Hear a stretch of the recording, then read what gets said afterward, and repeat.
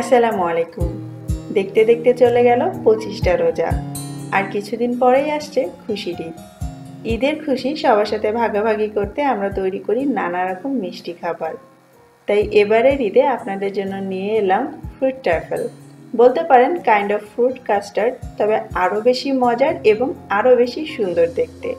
আর এটা হতে পারে ঈদের দিনে আপনার ডেজার্ট টেবিলের একদম মধ্যমণি। তো চলুন দেখে নেওয়া যাক কিভাবে বানাতে হবে।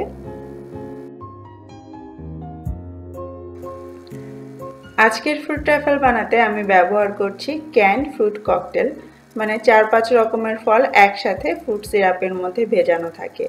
আপনি চাইলে কিন্তু ফ্রেশ ফ্রুটও নিতে পারেন, যেমন আম, কলা, আপেল, আঙ্গুর, স্ট্রবেরি এইসব একসঙ্গে এরকম ছোট টুকরো করে কেটে নিতে হবে। এবারে আমি একটা চালনির সাহায্যে এই ফ্রুট ককটেলটাকে একটু ছেঁকে নিব। এতে করে যে সিরাপের মধ্যে ফলগুলো ভেজানো আছে সেটা আলাদা হয়ে যাবে। আর আপনি চাইলে কিন্তু শুধু ফলগুলো নিতে পারেন আর সিরাপটাকে বাদ দিতে পারেন, তবে আজকে আমি সিরাপটাও ব্যবহার করব। যদি আপনারা ফ্রেশ ফ্রুট ব্যবহার করেন তাহলে এরকম ছোট টুকরো করে কেটে নেবেন। ফ্রেশ ফ্রুটে হয় কি যে বেশিক্ষণ এটাকে রাখা যায় না, তাড়াতাড়ি একটু নষ্ট হয়ে যায়, খেয়ে ফেলতে হয় তাড়াতাড়ি। এই জন্য ফ্রুট ককটেলটা বেস্ট।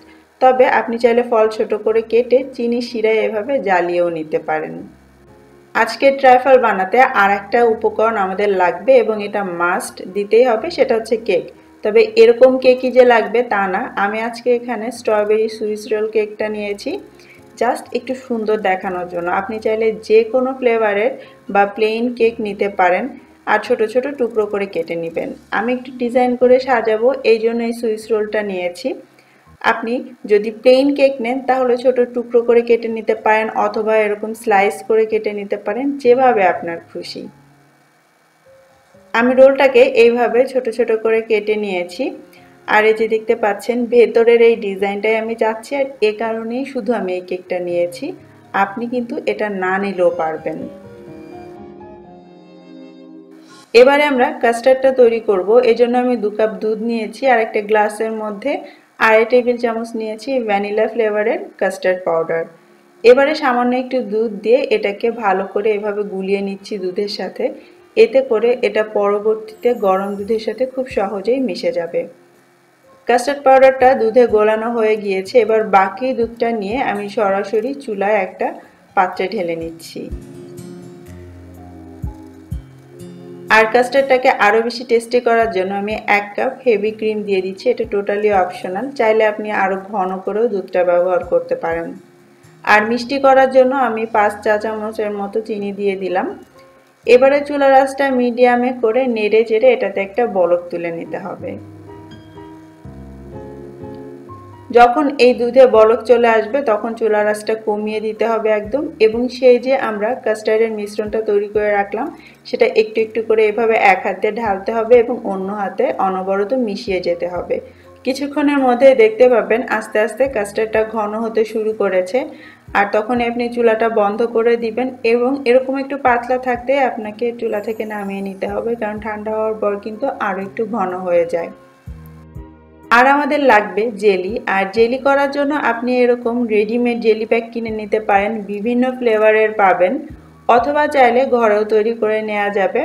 আজকে আমি ঘরে তৈরি করব আর সেজন্য আমি ব্যবহার করছি সেই যে আমরা ফ্রুট সিরাপটা নিলাম ককটেলের টিনের মধ্যে যেটা ছিল সেটা। এখানে প্রায় 1.5 কাপের মতো আছে, সেটা দিয়ে দিলাম। আর এই ফ্রুট সিরাপের মধ্যে অলরেডি ফ্লেভার এবং সুগারটা দেয়াই থাকে। যদি আপনি শুধু পানি দিয়ে করেন তাহলে এর মধ্যে পছন্দ মতো এসেন্স এবং চিনিটা দিয়ে নেবেন।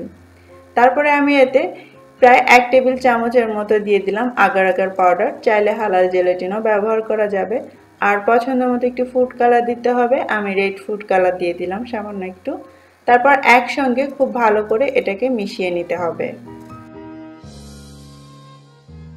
সবকিছু একসঙ্গে মিশে গিয়েছে। এবার এটাকে চুলায় বসিয়ে মিডিয়াম হাই হিটে জাস্ট একটা বলক তুলে নিতে হবে, যাতে আগার আগারটা খুব ভালো করে এর সঙ্গে মিশে যেতে পারে। তারপর চুলা থেকে নামিয়ে সরাসরি যে পাত্রে আপনি সেট করতে চান সে পাত্রে ঢেলে নিতে হবে। আমি সরাসরি যে সার্ভিং ডিশ সেটাতেই ঢেলে নিচ্ছি। আর এর মধ্যে একটুখানি ফলও দিয়ে দিচ্ছি, এটা অপশনাল, জাস্ট দেখতে ভালো লাগবে আর খাওয়ার সময়ও মজা লাগে এজন্যই। তারপর এটাকে ফ্রিজে 10 মিনিটের জন্য রেখে ভালো করে জমিয়ে নিব। আমাদের জেলিটা জমে গিয়েছে। এবারে আমরা যে সেই কেকগুলো কেটে রাখলাম সেগুলো সাইড দিয়ে এভাবে দিয়ে দিচ্ছি। যদি আপনি প্লেন কেক নেন তাহলেও কিন্তু পাতলা করে স্লাইস করে এইভাবে বোলের চারপাশ দিয়ে ঘুরিয়ে দিতে পারেন। আর ফ্রুট ট্রাইফল বানালে চেষ্টা করবেন একটা গ্লাস বলে এটা বানাতে, তাহলে বাইরে থেকে দেখতে সুন্দর লাগবে আর সবার আকর্ষণ থাকবে এই ফ্রুট ট্রাইফলের দিকে। বোলের চারপাশে এবং মাঝখানে কেক দিয়ে বিছিয়ে নেওয়ার পর এবার কেকগুলোকে একটু সফট করার জন্য আমি ব্যবহার করছি সেই ফ্রুট সিরাপ যেটা ক্যানের মধ্যে ছিল। আপনি চাইলে কিন্তু চিনি পানির সিরাপ দিয়েও ভেজাতে পারেন, আবার আপনার পছন্দ মতো যে কোনো ফলের জুস দিয়েও এইভাবে কেকগুলোকে একটু সফট করে নিতে পারেন। এরপরে আমি সেই ফলগুলো দিয়ে দিচ্ছি।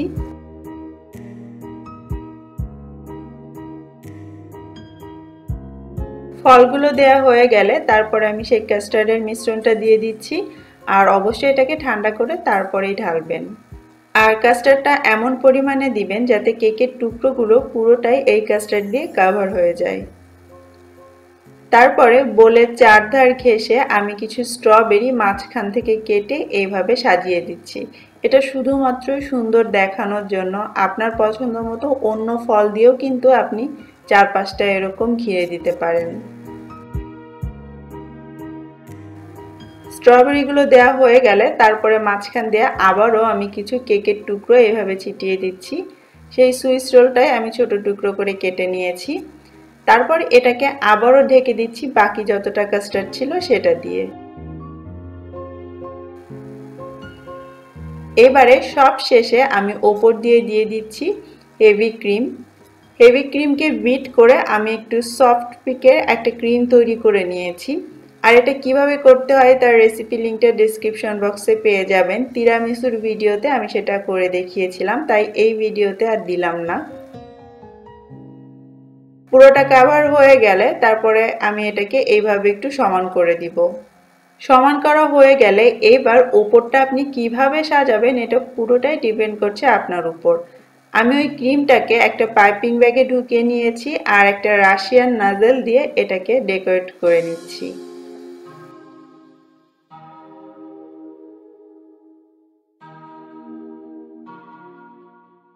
প্রথম রাউন্ডে আমি বোলের চারপাশ ঘিরে সাদা রঙের ক্রিম দিয়ে এভাবে গোলাপগুলো করে দিয়েছি, আর ওই ক্রিমটার মধ্যে আমি একটু গোলাপি রং মিশিয়ে তারপরে আরেকটা রাউন্ড তৈরি করে নিচ্ছি। এরপরে কিছু চেরি আমি মাঝখান থেকে কেটে নিয়ে আবারও একটা রাউন্ড তৈরি করে নিব। সবশেষে পাতলা স্লাইস করে কাটা কিছু স্ট্রবেরি দিয়ে আমি আরও দুটো রাউন্ড করে নিব। দেখতে অনেকটা ফুলের মতো লাগবে। তবে আপনি চাইলে এত ঝামেলা না করে কিছু ফ্রেশ ফ্রুট কেটে ওপরটা একটু সাজিয়ে দিতে পারেন, সেটা দেখতেও কিন্তু অনেক ভালো লাগবে। মাঝখানে জায়গাটা আমি সাদা রাখছি আর চারপাশ দিয়ে একটু পুদিনা পাতা দিয়ে এটাকে আরও একটু সুন্দর করার চেষ্টা করছি। ব্যাস তৈরি হয়ে গেল ভীষণ সুন্দর দেখতে এবং খেতে মজার ফ্রুট ট্রাইফল। ঈদের দিনে নাস্তার টেবিলে এরকম নজর কাড়া একটা ডেজার্ট থাকলে কে না খেয়ে থাকতে পারবে বলুন তো। আর সাথে যদি আপনার রান্নার তারিফ করে তাহলে তো কথাই নেই। এত সহজে এত সুন্দর একটা ডেজার্ট বানিয়ে সবার প্রশংসা পেলে কার না ভালো লাগে। তো চলুন হয়ে যাক।